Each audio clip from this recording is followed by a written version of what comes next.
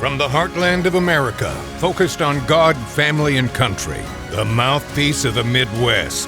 This is Dale Carter's America. From our podcast studio in Westport. Hi, I'm Dale Carter. He is Kurt Wheeler. And check this out. We have logo wear now. Look at that. Oh, hold on. Let me take a sip of my delicious beverage here. I don't have my cup. Where's my? Oh, it's behind me. I should be using that. All right. See, we got new stuff. Stuff. And I have nothing in mine yet, but I will. Oh, mine's backwards. I just realized that. Is it backwards? I flipped my camera, so yeah, you can get the front-facing version or the backwards-facing version. And if you would like one of these cool T-shirts, this is a new era for the podcast. We're going to be doing some big stuff, and you definitely want to have this logo on when you do it. And Tammy Ash is the official T-shirt person for Dale Carter's America now. She was the one who came to me with the Jason Aldean Try That in a Small Town T-shirts, and a bunch of you ordered those, and Tammy got all those orders cranked out. So now she's going to be the official store of Dale Carter's America, the podcast, and Kurt is showing you right now a little flyer from Tammy that's got all of her information on it. Again, this is why you want to be on the podcast on YouTube or Rumble so that you can see the actual videos. We'll put that up on the Facebook page. We'll put it on my personal Facebook page as well. And as we get deeper and deeper into things, we're going to have different T-shirt designs, different items like the coffee mugs and all that. And Tammy's going to crank all that stuff out. It's going to be fantastic. Logo wear. It's the next stage of Dale Carter's America. And Kurt, remind everybody where they can get the Dale Carter's America and how they can be part of our family here. Absolutely. So in addition to us having merch, make sure that you're following and subscribing on YouTube and Rumble, which is where you can find the video podcast. If you're watching right now, thank you very much. Make sure you leave a thumbs up. Make sure you leave a comment. It all helps the algorithm and helps more people see us, so we really appreciate that. And then you can also find us on Spotify or Apple Podcasts, wherever you get your podcasts, and then make sure to follow us on Facebook and Instagram as well. None of this would be possible without people who believed in us from the very beginning, and one of those is Bob Watson, who is my personal State Farm agent. He's been a State Farm agent in eastern Jackson County. Wonder how much longer we'll be saying that. For 5 decades. He's at 7th and Main in Blue Springs, Auto Home Life. Bad things have been happening lately. You know, a lot of weather issues have been going on. There's been a lot of storm damage. When something happens at your house, you want to be able to call someone you know. Like a good neighbor, State Farm is there with surprisingly great rates. Call Bob and he'll take care of you. His office is in Blue Springs, but he takes care of folks in Kansas and Missouri at 816-229-7878. Get with his staff, get a rate quote, and you may find what I did when I moved here 28 years ago, that Bob Watson is a fantastic guy to have on your side, especially if you got kids who are driving. I had 4 of those, about to have a stepson who's going to be driving. Sorry, Bob. Bob somewhere just got another white hair, and he doesn't even know why. But Bob Watson, just a fantastic guy. Glad that he is part of Dale Carter's America. So we're going to talk today about Freedom County, which you say is more the movement. I have a name for the county, and we're going to talk about that and all the reasons why and what you can do. Is this movement is building. The momentum is there, and I feel like we're going to be able to at least make a lot of noise on this, as there are a lot of pissed off people in eastern Jackson County. We're going to talk about the old Reagan axiom that the Democrats are turning on their heads now. I'm from the government, and I'm here to help. We'll talk about that. And then, of course, Joey B. and all the stuff going on there, all the garbage going on in Washington. We'll even give out a Midwest GI Health Full of Shit Award. That is coming up here on today's podcast. If you're closing in on 65, this is very important information. You need to get with Kirk Doris and his team at MedicareSimplifiedKC.com. Full-service Medicare insurance brokerage. I was just talking to one of my coworkers here in Westport, And he is about, or his wife actually is about to turn 65, and they're going to be dealing with all this. And I told him, man, this guy right in your backyard in Independence, 3600 South Nolan Road, 816-701-6661. He can answer all your questions. Navigate these waters because it's very confusing. Helping folks determine the most cost-effective ways to fill the holes of Medicare. And you know what? Kirk and his team will come to you. And there's no out-of-pocket for you. He'll show you how they get that done. But the most important thing is, if you or someone you know and love is closing in on 65, you really need to get this information because it's from the government. And again, I'm from the government. I'm here to help. Do you believe that? By the end of this podcast episode, you definitely won't. So if you're dealing with the government, you need somebody on your side. Kirk and his team will get that done. MedicareSimplifiedKC.com is where they are on the web. And again, the phone number, 816-701-6661. Funhouse Pizza's been with us since nearly the beginning. And Jim Dingman, I know, is on board with what we're going to talk about next, which is the Freedom County movement. And if you want to celebrate freedom, no better place to do it in eastern Jackson County than one of two locations of Funhouse Pizza. They are on 7 Highway in Blue Springs, 50 Highway in Lee's Summit. You've got a gathering you want to have, maybe a family reunion. Maybe you're going to gather the gang and watch a game. We're going to be playing Chiefs football here in less than 2 weeks. Oh, wow. Crazy, right? 2 weeks. Since preseason? Yeah. Wow. The first preseason game, as we're recording this on Monday, is 2 weeks from yesterday.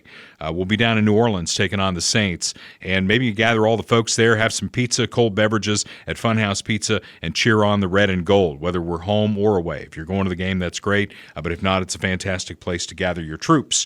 And the troops is what we're talking about here, because Jim Dingman is definitely a soldier in our war to separate from Jackson County. And I have a name for it. I think I may have said this last time, Kurt, but I really think the name of this county, if we're going to get this done and separate the eastern suburbs from Kansas City, is Truman County. It's the obvious choice because there isn't a Truman County in Missouri. Harry Truman, the former president of the United States, is buried in what will be our county. His library and museum is in our county. His home is in our county. And it's in Independence, Missouri.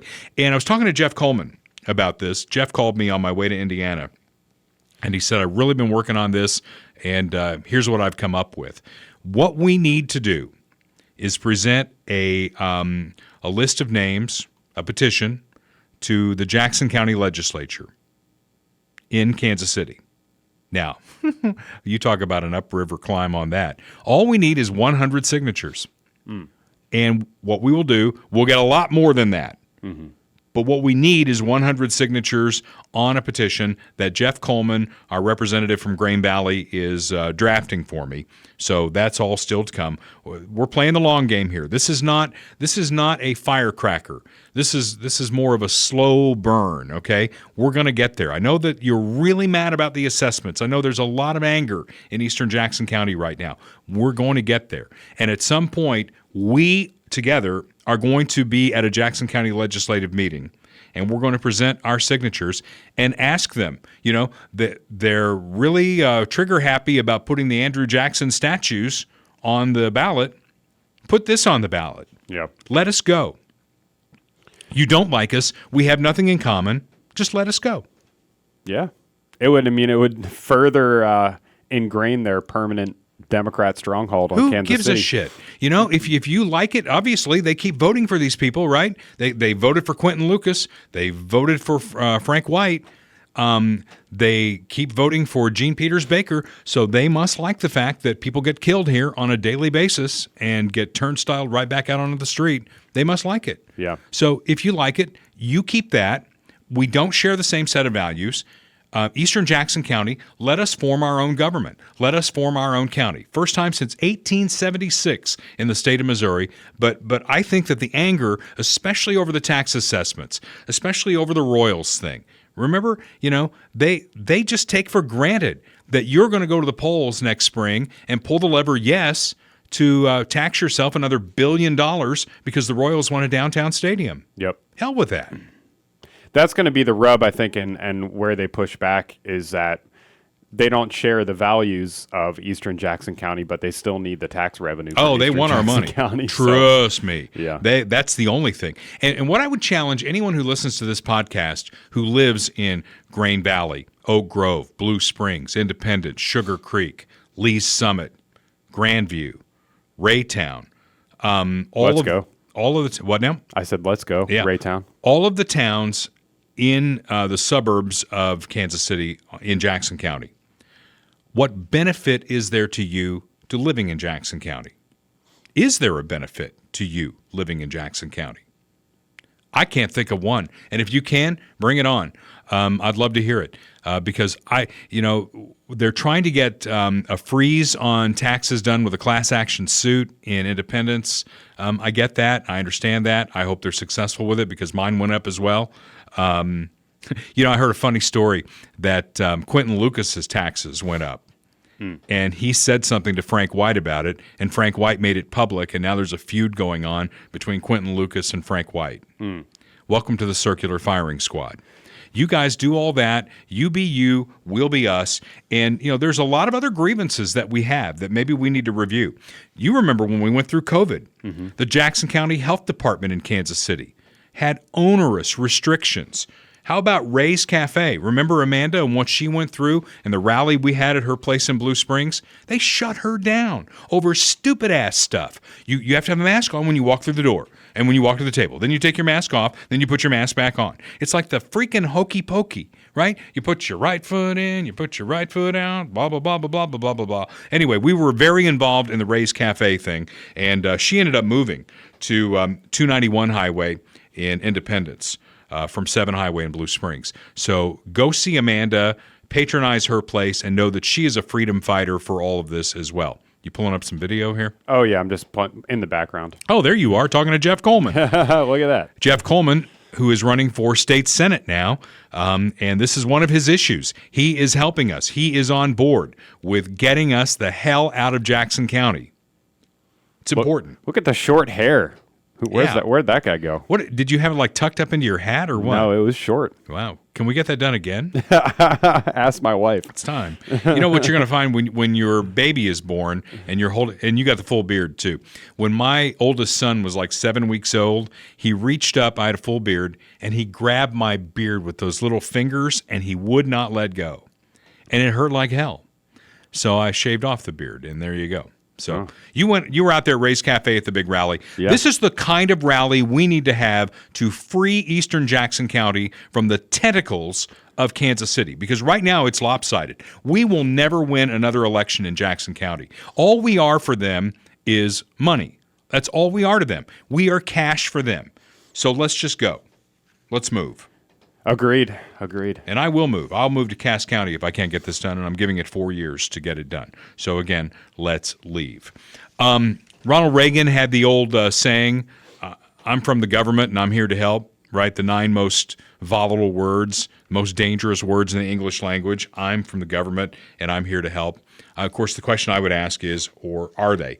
Are they about solving problems?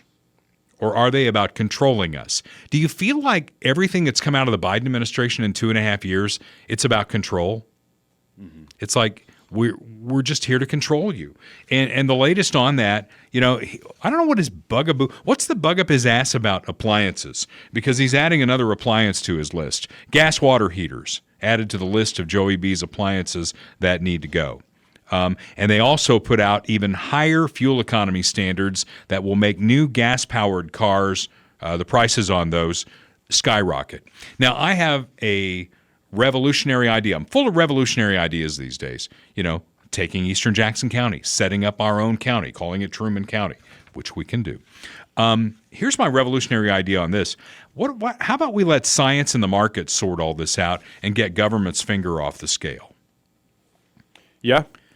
For the first time in the history of man in the industrial age, Kurt, we are letting government dictate what we're going to look like in the future.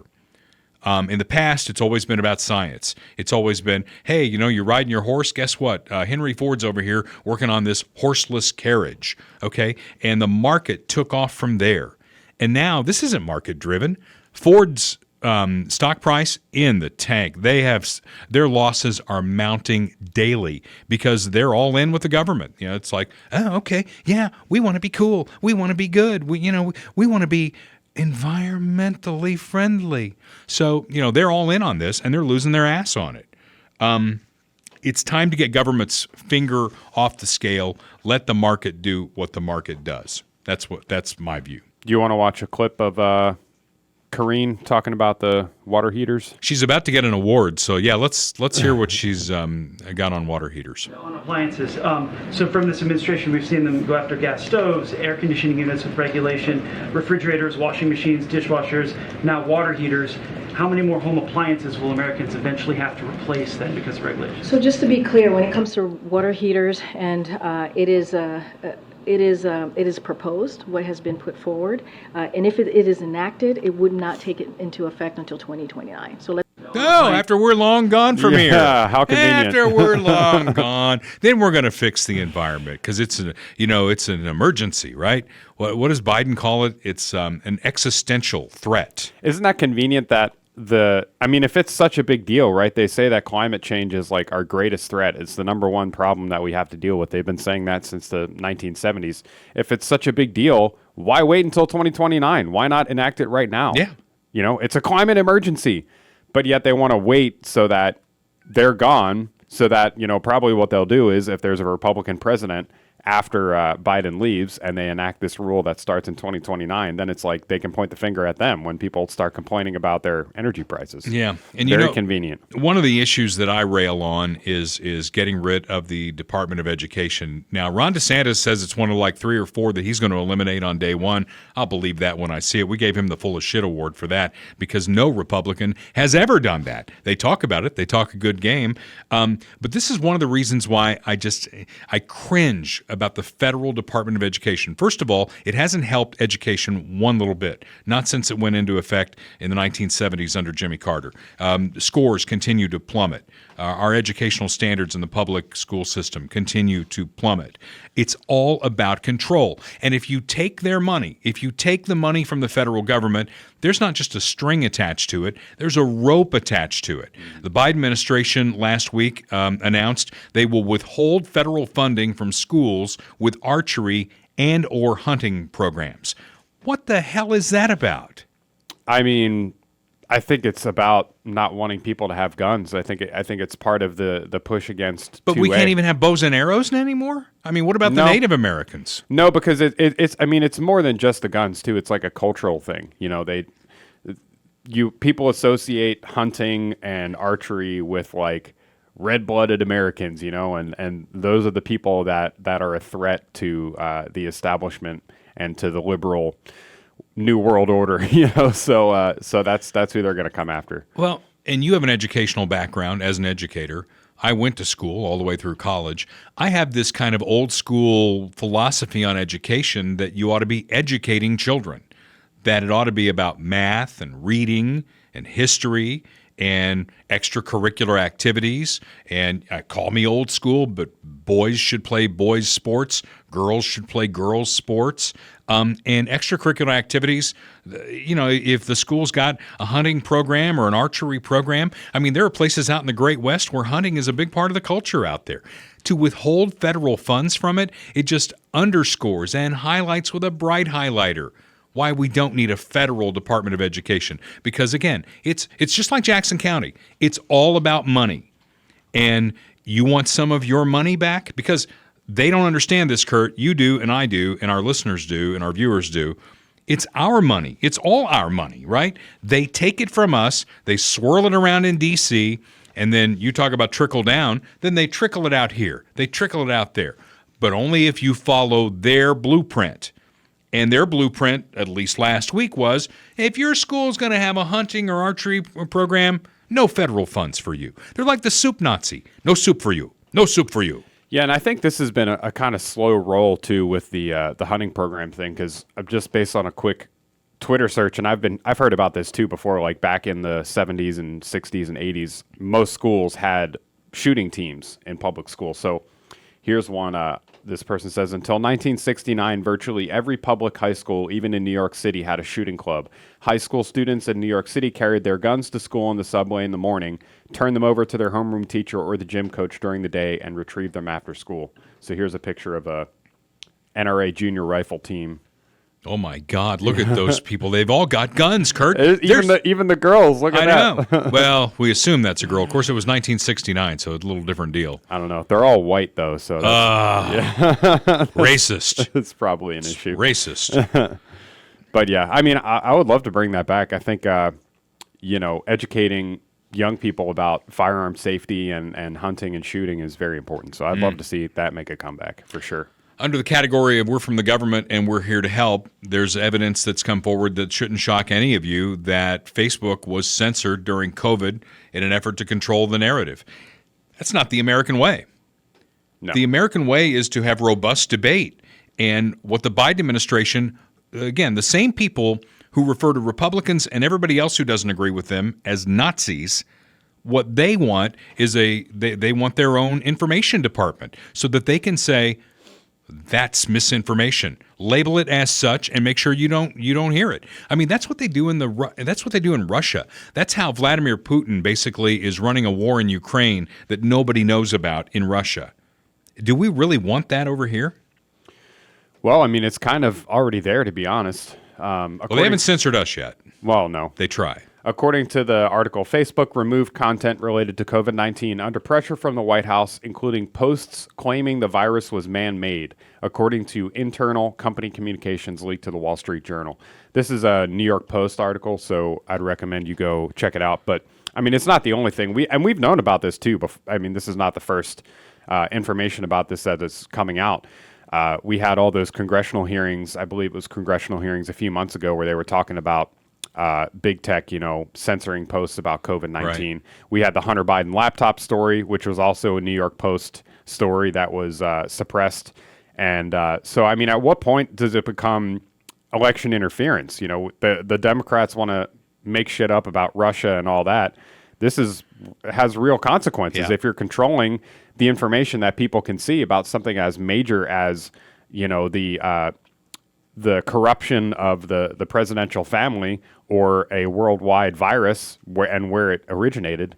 That's a pretty big deal. And you and I have seen examples. I know that many of our listeners and viewers have seen this as well, where you put up something on Facebook and it's like you got maybe 2 likes or maybe 1 comment because they're putting the brakes on it. They're putting the brakes on who can see it, how widespread it goes. And the interesting thing that you just said there, part of it was, back when we were saying that this might be a man-made virus. Now, the Biden administration, the same people who said that was misinformation and tried to slow that down, they have cut funding to that Wuhan lab. Yeah.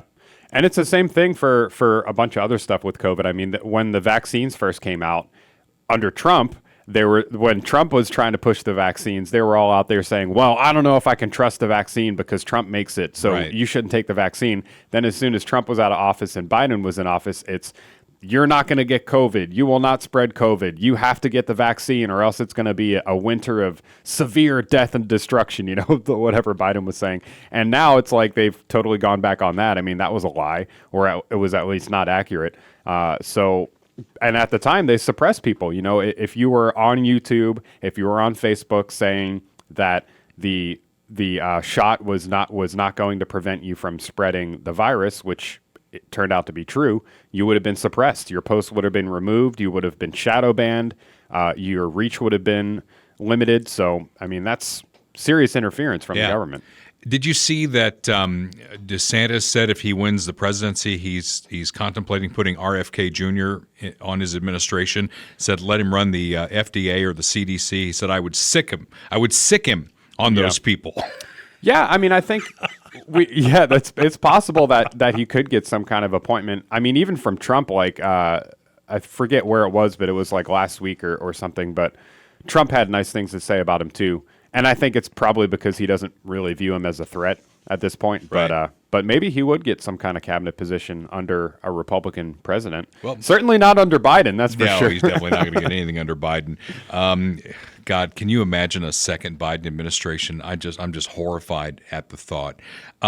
Greg Abbott in Texas, the governor there, was trying to do anything to slow down illegal immigration. So Texas put like some buoys out in the Rio Grande as kind of a way to slow them down there a little bit.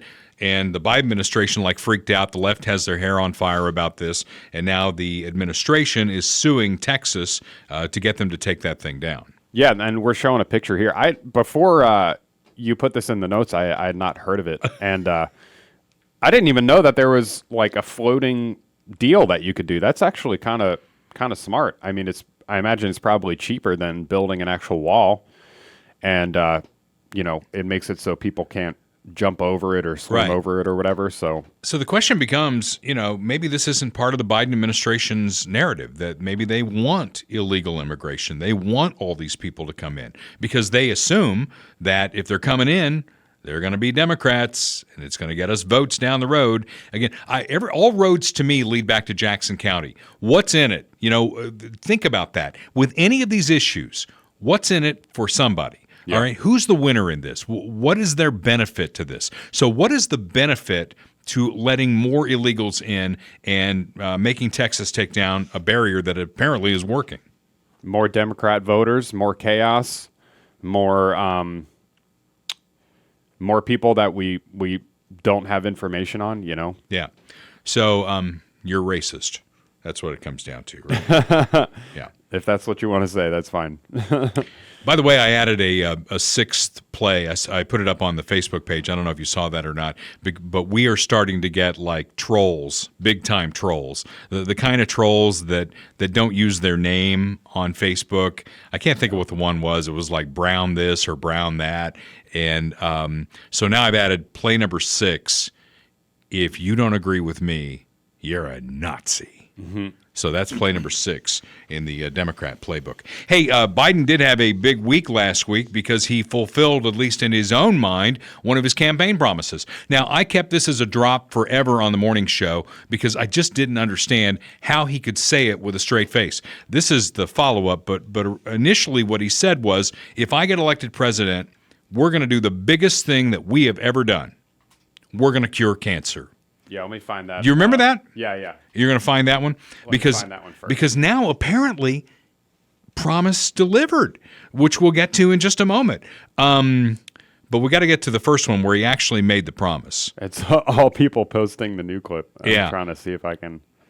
Well, the old clip, you may not find it, but it's there. Trust me, we could. I know we've played it before on the podcast, yeah. So you just got to go back and watch the old episodes. Yeah. Well, trust me, he said he was going to do it, and now promise delivered. So let's just get to the promise delivered. If you could do anything at all, Joe, what would you do? I said I'd cure cancer. They looked at me like, why cancer? Because no one thinks we can. That's why, and we can. We end the cancer as we know it. We ended cancer as we know it. People still getting cancer? No, it's over. Yeah. I don't know. As of, when was this? Like a few days ago? Yeah, it's over. So good job, Joe. Way to go, Joe. That's awesome. He lives in his own mind, I think, but he has cured cancer.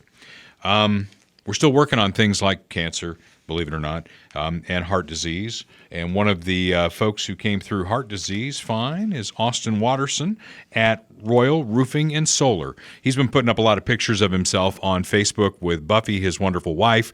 It's Buffy's birthday today as we record this on Monday.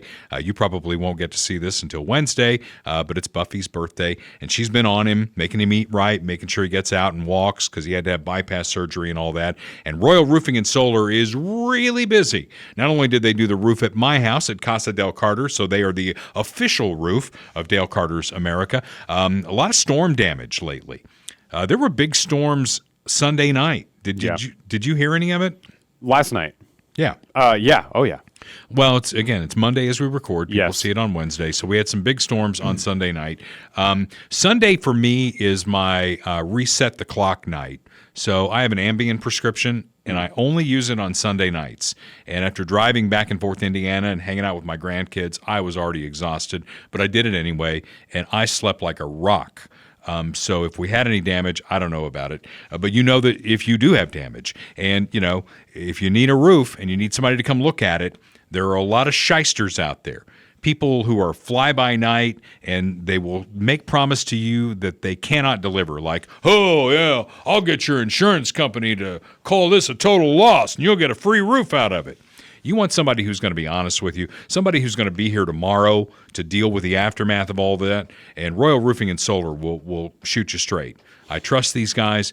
816-540-7057. Kurt is scrolling through their website right now so you can see some of their work. They're into solar now. Solar is in their name, and they can show you how you can use tax credits, grants for small and rural business, and ag producers to make your house its own energy producer. Get the government out of your life once and for all, at least in that area, with my friends at Royal Roofing and Solar. All right, up next, I told you she'd get an award, and it's not a participation trophy. It's the Midwest GI Health Full of Shit Award. Roll the open. Here we go. Here we go. Sorry. We're a well-oiled machine, but we've got T-shirts now. All right, thank you. Now, shush. You are speaking shit to me. You full of shit. You understand that? You full of shit. Never gets old. The Midwest GI Health Full of Shit Award. We give it this week to the White House spokesmodel, Karine Jean-Pierre. She's already made an appearance on this week's podcast. She answered the Hunter Biden-Joe Biden connection question again. And now it's interesting, not just Fox News asking the question, now actually other members of the media are asking this question, and she's like, I've answered this 1,000,000 times. The answer is never going to change. Do we have that clip? Oh, I've got tons of clips, so we can just go through a bunch of them. All right. This is the most recent one, I think. The most recent one, she changed it. That's what everybody's keying on. Let me go back to the first question of the briefing. I know you said not a lot's changed since yesterday and that it's a personal matter, but from a presidential perspective, is there any possibility that the president would end up pardoning his son? No. Well, is there? Yeah, that's the one about the pardon. She cannot be bothered. She just cannot be bothered. Chairman James Comer today says that the Oversight Committee, has evidence that the president in the past communicated directly with foreign business associates of his son Hunter Biden many times. Curious if the White House and the president still stand behind his comment that he's never been involved and has never even spoken to his son about his business. So I've been asked this question 1,000,000 Here times. she The comes. answer is not going to change. Listen The carefully. answer remains the same. The president was never in business with his son. I just All don't have right, anything that's else the to add. change. Because the 1,000,000 times she answered it before, she was backing up Joe Biden, who said he never discussed business with his son. Never. In fact, there's a clip of Joe Biden, and it may take you a while to find it, where he says he didn't even know that Hunter was on the board of Burisma. Yep.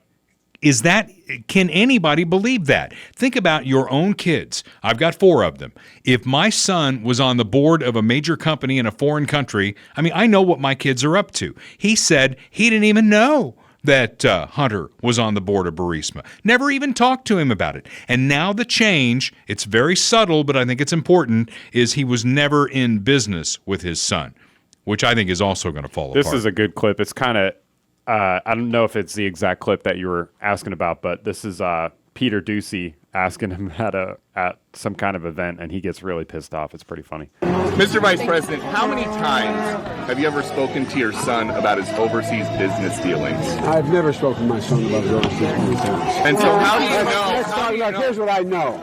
This is an old Trump clip. deserves to be investigated. He is violating every basic norm of a president. You should be asking him the question, why is he on the phone with a foreign leader? Well, it turns out he was Trying to right. Intimidate a foreign leader. If that's what happened, that appears what happened. You should be looking at Trump. Trump's doing this because he knows Don't I'll look at beat him me. like a drum. Look at Trump. And he's using the abuse of power and every element of the presidency to try to do something to smear me. Yeah. Everybody looked at this, and everybody's looked at it and said there's nothing there. Ask the right question. Yeah. Yikes. Well, it turns, and Trump didn't do this call in the dark of night, right? There were a bunch of people on this call. Yeah. Yeah. So, and we've talked about that. And of course, he got impeached over that phone call. And as Hunter Biden's business associate is, as we record today's podcast, he's out there talking to members of Congress under oath, under penalty of perjury. So we're going to see what comes of all of that. It's also interesting that was an old clip, right? You notice that Ducey said Mr. Vice President because it was during the election. And at that point, Biden was mostly running from his basement, but he was at least able to speak in front of live cameras and take questions. Now he doesn't even do that anymore. No, he doesn't. And he can't. And they asked Karine, who got the Full of Shit award, about that. And she made up, I don't know if you can find that clip or not, but that's pretty good too, about why the president is not making himself available to reporters. We know the answer. I mean, the answer is pretty direct. He can't do it. And as we've said on almost every episode of this podcast lately, today is as good as it's ever going to get for Joe Biden. Is this the one that you're talking about? It might be. It is. She changes clothes every day. Represent This is an old organization that owns 113 television stations, and a question that I'm often asked, and I don't know the answer to, so I'll ask you that question. Is the administration trying to protect the president from our questions? Please, answer Absolutely that question. not. Absolutely not. So why the lack of any interaction in a formal setting to have a press conference? The president takes shouted questions. I understand, John. I understand. I've dealt with this question about 3 times already. I understand. It is the She's job just so of you all smug. to ask this question to me. Totally get that, and that's not a problem at all. But certainly, the president many times has stood in front of all of you, has taken questions on his own because he wanted to see what was all on your minds. He wanted to see what the questions you all were going to ask him. When's the last time that he got in front of the press and took unscripted questions that he didn't have written down previously? I can't remember. Well, has he ever done that? He's always got a list of preferred people that he can call on. They get one question, no follow-up. Some of them, like Ducey, will break the rules and try and get a follow-up to try and agitate He him. has the questions ahead of time. Right. He knows who he's going to call ahead Right. of time. He has the answer written down ahead of time. Yeah. And he still doesn't do it. And, I've lived a lot longer than you have, Kurt, and I've seen Republicans and Democrats as presidents be able to handle questions from reporters. Oh, yeah. This is the first time I can remember that a president has not been able to handle questions from reporters. Yeah. That's just... And even not reporters, even just like the public. It's part of the job. Yeah. It goes with the gig. Okay, so Karine, you are the winner of the Full of Shit award. We should have a trophy case. Maybe Tammy Ash, who's our official store person now, we can do like a Full of Shit cabinet and give him a little turd trophy. But it's courtesy of Mark Taramina and the fine folks at Midwest GI Health and Wellness. This is a serious issue. And I don't know if we've talked about the results of longtime listener and viewer Mark Zarda's colonoscopy, but he had some polyps. They had to test them. Did we talk about this last week? I don't know, but Mark, whether we have your permission or not, we're going to talk about your colonoscopy. HIPAA laws, who gives a shit? It's Mark. It's Zarda. He's one of our guys. Anyway, he got the results back from the polyps, and he's fine. So they were negative. That's good. So that's good. And that's the kind of news that you want to get. And with colon cancer dipping younger and younger and younger, if we catch it early, we can fix it. We can cure it. And that's not, I'm not talking about in a Joe Biden way. And maybe that's what Joe means, that we're curing cancer as we know it because of the fine work of Dr. Mark Taramina and his staff at Midwest GI Health and Wellness. Get your colonoscopy. 45 is now the age you ought to be asking that question. And if you've got it in your family history, ask even younger. And Midwest GI Health and Wellness, one-stop shopping. It'll be quick. It'll be painless. You'll get the results right away, and you can go on with your life because colon cancer will kill you if it's not caught early. They're in Lee's Summit, 816-836-2200. On the web again at MidwestGIHealth.com. Get your colonoscopy. Is that enough on that? Oh, yeah. All right. Just making sure. Okay. Where are we here? Speaking of Joe, Hunter, and the Biden family, we have some updates on all of this. You know by now that Hunter's sweetheart deal fell apart. And that's why Karine Jean-Pierre was asked the question if Joe Biden would pardon his son Hunter. And she was unequivocal, right? She said no. It wasn't like a long, flowery answer that she could come back and deny at another time. I mean, we got her on this one. If he does it, first of all, it's political suicide. You don't do that. Yeah. And really, they thought the fix was in. You know, he says, "Oh, we respect the Justice Department and all that." Well, the fix was in between the Justice Department and Hunter's attorneys. Where the fix wasn't in was with the judge. And she asked some pointed questions. And it's like, I just don't feel good about this. And so immediately Hunter Biden pled not guilty, and we're going to move on to the next phase. And this thing is going to just be like a weight around the Biden family neck here as we go into the 2024 campaign season. Yeah. They can't bury it. I haven't really been following this story that close, but I think it is a testament to the power of our judicial system. You know, it's like that's why judges are so important. You know, judge appointments are so important at the federal level because it can be one judge that really makes or breaks a case. And in this case, the judge seems like they wanted they were more concerned about it or didn't want to take the plea deal, and so now he has to go to trial.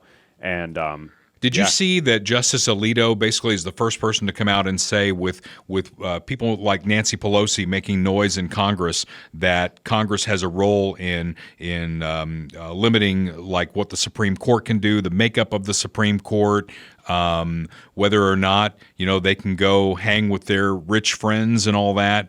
That Congress has a role in pulling it back. Alito is the first one that's come out and said that is patently unconstitutional. There is nothing in the Constitution that gives Congress that kind of power. Now, we do have checks and balances because the president appoints justices to the Supreme Court with the advice and consent of the United States Senate. So there is, a check and a balance on that. But to say that Congress has an overriding oversight of the Supreme Court, that's unconstitutional. But they don't care. They just, it's in the Constitution. It's not in the Constitution. We'll just put it in there. We'll just pretend like it's in there. Yeah, absolutely. And I mean, it's just the ends justify the means is what it always is. So they're upset at what's happening in the Supreme Court. We've had rulings very recently on the student debt relief and other things. And then, of course, Roe v. Wade being First overturned. Amendment. The First Amendment, yeah. And so they're going to come back to trying to pack the court, if they get elected, if Biden wants to try and do that in his second term, and then they're going to try and get into oversight of the Supreme Court. And what Alito said, this was in an interview with the Wall Street Journal. He said, "Congress did not create the Supreme Court. I know this is a controversial view, but I'm willing to say it. No provision in the Constitution gives them the authority to regulate the Supreme Court, period." Yeah. So if you can find it, of course, they don't care. They don't care that it's not in the Constitution. The Constitution to them is an archaic deal, and they just feel like the Democrats ought to get whatever they want. Yeah. If they want it, if they can dream it up, they can do it. Well, and I'd be interested too.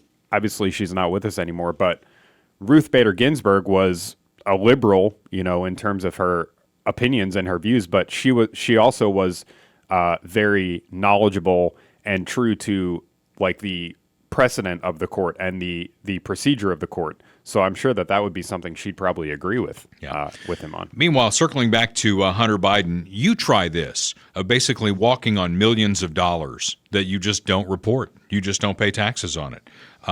Is that a slap on the wrist for you, or are they breaking down your door? Try lying on a form. They always talk about they want more gun legislation. They want to tighten all the loopholes on the gun legislation. Well, way back when the Brady bill was passed, which was, that was gun control legislation that passed in the wake of the assassination attempt on Ronald Reagan, where James Brady, who was press secretary, was killed. One of the leading advocates for that, Kurt, was Senator Joe Biden. Senator Joe Biden said, we need to put this form in here, okay, the form that Hunter lied on. And if you lie on this form, you go to prison for 10 years. Okay, well, his kid did exactly that. And now they want to give him a slap on the wrist. Yeah. It's hypocrisy at the highest level. And, it's like we're the upper crust here. The rest of you have to follow these little rules over here. And guess what? We don't have enough rules. We need to keep passing more and more gun rules. And if my kid breaks the law on that, it's all right. He's got problems. Yeah, I mean, that's a serious deal. If you lie on that form, it's a felony. You'll go to jail. I mean, if you or I were to do that, Hunter won't. Certainly, if I were to, I've purchased firearms through a background check before, and you have to list things like, have you committed a crime? Have you been to prison? Are you illegal? Are you legally residing in the United States? Things like that. Are you a drug addict? And maybe crack, for example. Do you smoke crack? And these are all things that you have to be truthful of. And if they find out that you're not, you go to jail. Well, 100%. It's going to be interesting to see where this goes from here after the judge basically said, I'm not going to accept this sweetheart plea deal. The day after that fell apart, is this a coincidence? Donald Trump had additional counts filed against him for willful retention, this is the document deal, and 2 new obstruction counts. Is that a coincidence that it happened? Why it's got to be a major coincidence. This cannot be something that they've thought through. That, oh my gosh, Hunter has a problem. Well, Trump, we got play number 3. Donald Trump. No, I'm sorry, it's play number 4. I can't even keep my damn playbook straight. Donald Trump, MAGA Republicans. Yeah. Yeah, it's a distraction, and I mean it's kind of twofold. It's a distraction from the Biden stuff, and then it's also going after Trump because they don't want him to be president again. So. Yeah. Well, Hunter's business partner is testifying as we speak. Where will that go as the heat gets turned up on connections to the quote unquote big guy? Because quite frankly, I have never cared about the Hunter Biden thing. Kids of presidents. Going back as far as I can remember, there's been at least one embarrassment in the family of the president, Republicans and Democrats. What I care about are the ties to Joe Biden. And I heard somebody explain this, and I kind of believe this, if you think about this. Think about where Joe was in the second term of Barack Obama. All right, he was 70-something. Hillary Clinton was going to be the nominee in 2016. And Joe and his family are probably like, if they were completely honest, if he went to confession, talked to his priest, completely honest, it was like, you know what? Our political life is over here. We're going to move on to the next phase. And I've been in public service all of my life. Now I want to make a fuck ton of money. Yeah. Right? And so we're going to use whatever elements that we have. And all of a sudden, he finds himself in the race in 2019, 2020, and then he emerges as the front runner, and he's got all this baggage behind him. But it's good to be a Democrat, because if you think about this, the mainstream media, somebody else asked me about this, about why CBS, NBC, ABC aren't covering this. It's good to be a Democrat. Think back to FDR, when Franklin Roosevelt was president. Did any of the mainstream media, newspaper or radio, this is before television, did any of them report on the fact that our president had polio, was in a wheelchair, and was, especially near the end of his run, near death? Did any of them report that? You never saw that reported. The American people did not know that their president was in a wheelchair. Did the American people know that during World War II, that president took Japanese citizens, United States citizens of Japanese descent, and put them in internment camps?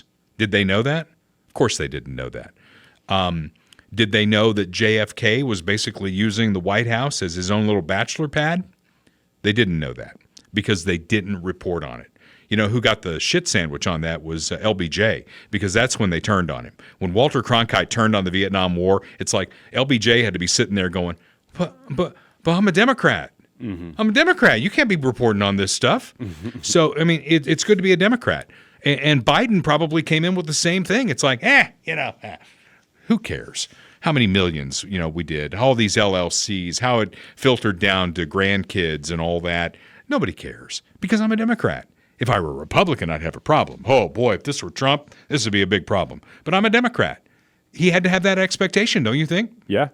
And it's the same media that came to bat for Bill Clinton, too, until it was not convenient for them to do so anymore. And the same media that went after Richard Nixon for Watergate, like it was the greatest sin that's their ever standard. Been committed. That's their standard. And if you think about it, the best journalism school, arguably, is the University of Missouri, right? And that's what they teach in Columbia. It's like, man, if you can go after a Republican, you're going to be good to go. Yeah. Get them on whatever you can get on them. Meanwhile, Kevin McCarthy, and that's why this starts to become serious. He's the Speaker of the House. He's starting to throw around the I word of impeachment, of an impeachment inquiry. And that terrifies me. it terrifies me because, number one, I think the clock's going to run out before any of this happens. But just think about this. Even if you agree that Biden's a bag of shit and he ought to be impeached, bribery is one of the words in the impeachment articles, right? That's one of the things. It's usually pretty nebulous. What they went after Trump on the first time was a phone call to the Ukraine. Second time, they said that basically he was behind January 6th. But bribery is definitely in the Constitution. You don't even have to make it up. It's in the Constitution. And Kevin McCarthy is talking impeachment.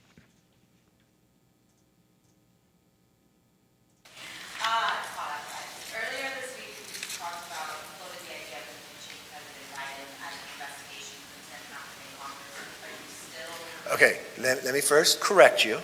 Were you there when I said that? Okay, then what did I say?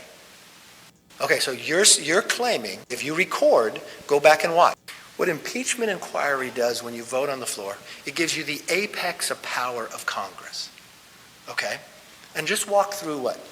We have 2 whistleblowers from the IRS claiming the Biden family were treated differently, that David Weiss let the statute of limitations run out. The basic rule of thumb in any case, when you're getting the statute of limitations coming up within 6 months, you get an extension based upon the individuals. They said the Bidens were willing to do that. They should do that now. We have an individual that we now found went to the FBI a number of years ago, claiming that they bribed the president and said you couldn't find the money because all the shell companies, it's the 1023. We found that when then Attorney General Barr found it, that he sent it to the Pennsylvania justice, and they said there's more to it. When does an attorney out-investigate the FBI? We then found that the president, Biden, while running for office, made a couple claims. He first looked the public in the eye and said, I've never spoken to my son about any business dealings. He said, my family has not taken one dime from China. In part of this investigation, we found that when the vice president became vice president, his family created 20 shell companies, kind of like what the 1023 said would happen. We found that 16 of the 17 payments from Romania came to the president while he was vice president. We now found that money did come from China, differently said. We've now found the president has changed what he said, but we have a real question about David Weiss and the Attorney General and the other 6 people in the meeting. It's contradictory based upon what the IRS agents said and asked questions and took notes from the meetings and emailed everybody about those notes. Now, if you're any member of Congress, this is not saying impeachment. This is not anything but we need to investigate.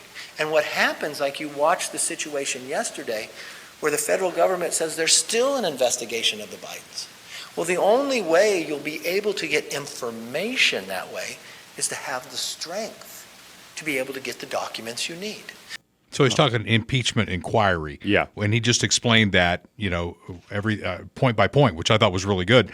A little teeth coming out of Kevin McCarthy. There were people who were worried about him taking over as Speaker of the House. But when you start throwing around the impeachment word, what terrifies me, Kurt, are 2 words. Kamala Harris. Oh, boy. Because she's on the bench. Oh, and she wants to be president. You know she does. Meanwhile, did you see this? She absolutely lied about Florida's. This was the administration that was going to bring us all together. We were all going to hug and sing Kumbaya together. She absolutely lied about Florida's new history of slavery curriculum, which, by the way, was written in part by a descendant of a former slave who basically took her to task, and he's black, about how wrong she was. And then, of course, the compliant media lapped it all up without even reading it. Let's start with the Vice President of the United States. We fought a war to end the sin of slavery. A civil war. She's so smart. People died. Really?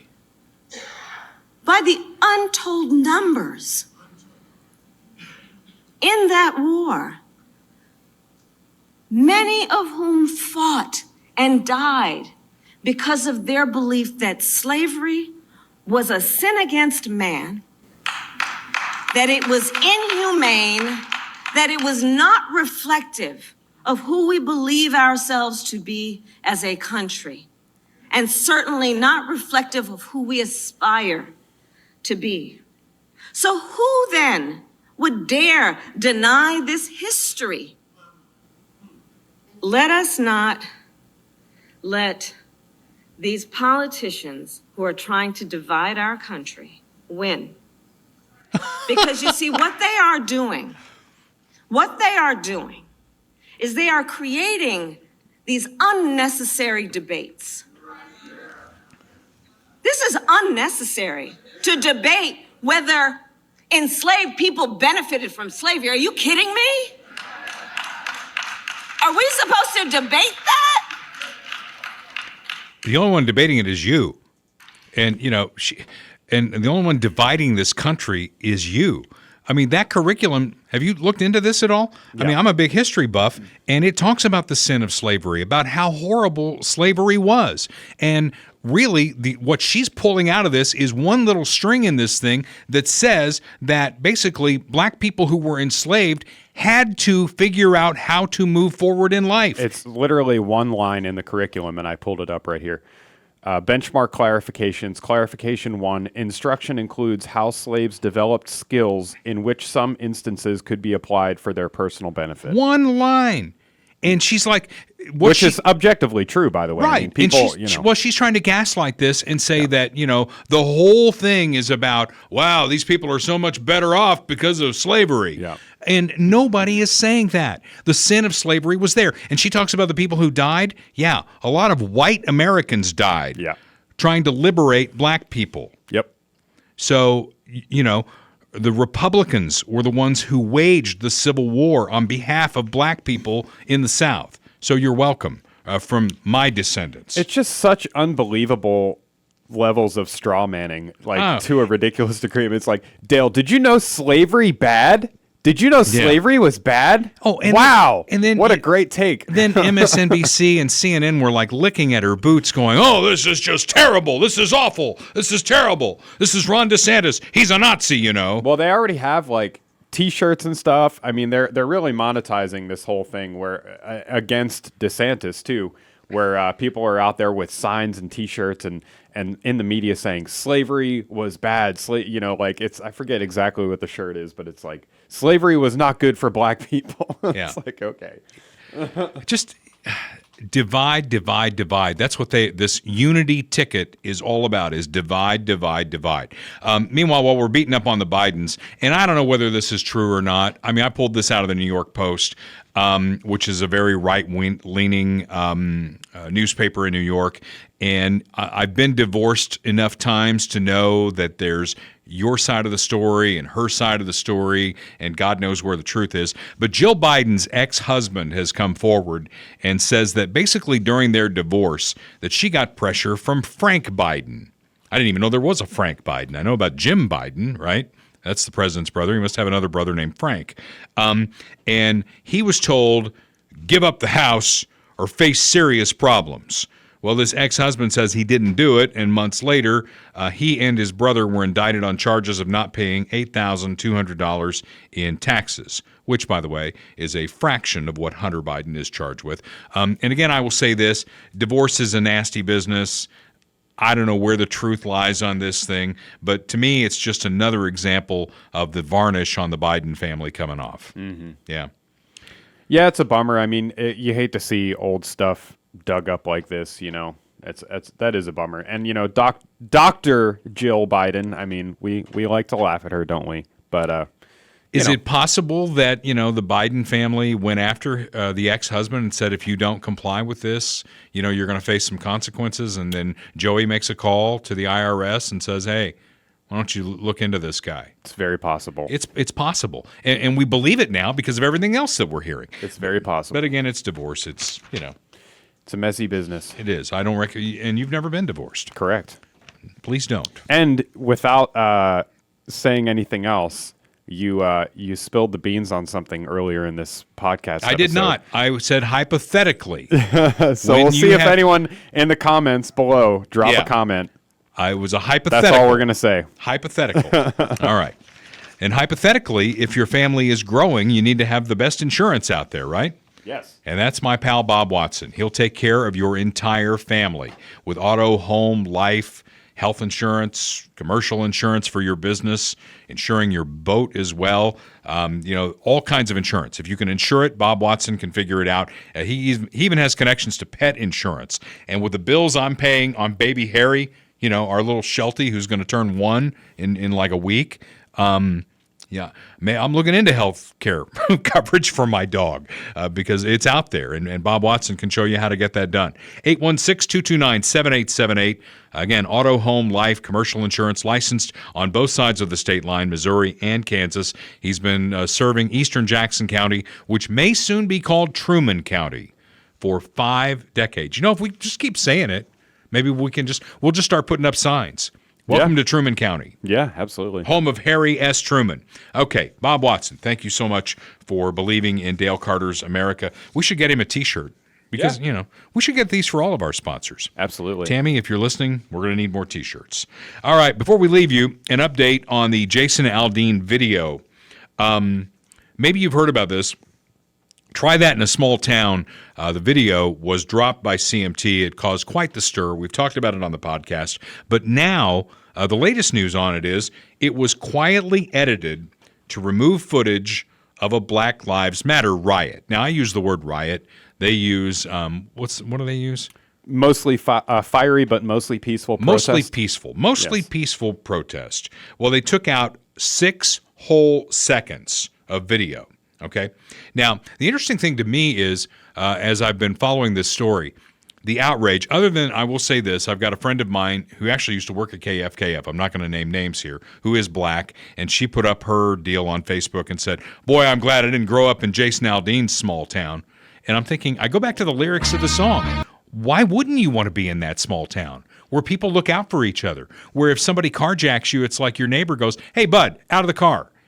That's basically the message that he's doing. Why wouldn't you want to grow up in that small town? But the outrage is not coming, by and large, from black people.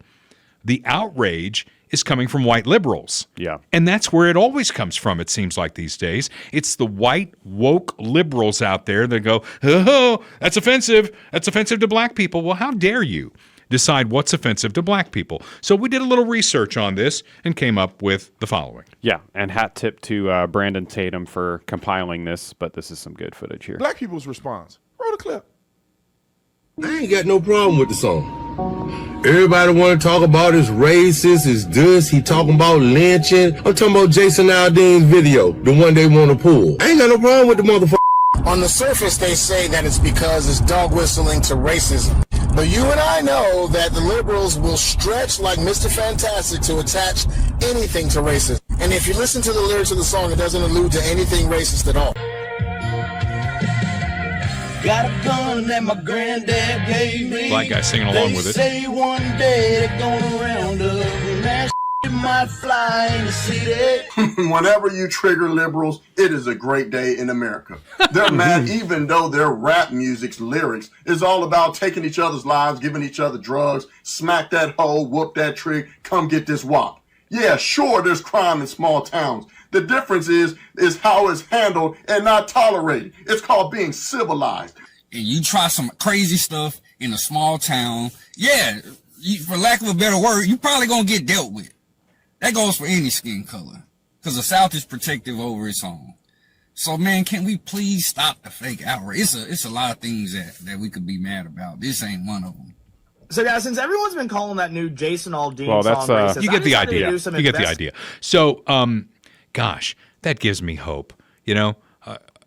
Are we waking up to seeing what's going on in this country? God, I hope so. And I would say, what they did at the Black Lives Matter protests, the mostly peaceful protests where they burned shit down and Kamala Harris helped bail them out of jail, don't try that. Don't try that in a small town. Don't try that in my town. It's not going to end well for you. And on that note, as we continue the fight for Truman County, we're going to take eastern Jackson County away from Kansas City.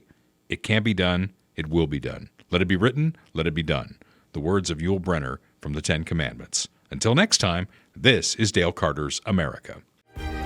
The views expressed on Dale Carter's America are Dale's and Kurt Wheeler's. They do not necessarily reflect the views of KFKF or Steel City Media. Comments can be sent to dalecartersamerica@gmail.com. Check back for weekly episodes. Subscribe, spread the word, and give us a 5-star review. Thanks for being a part of Dale Carter's America.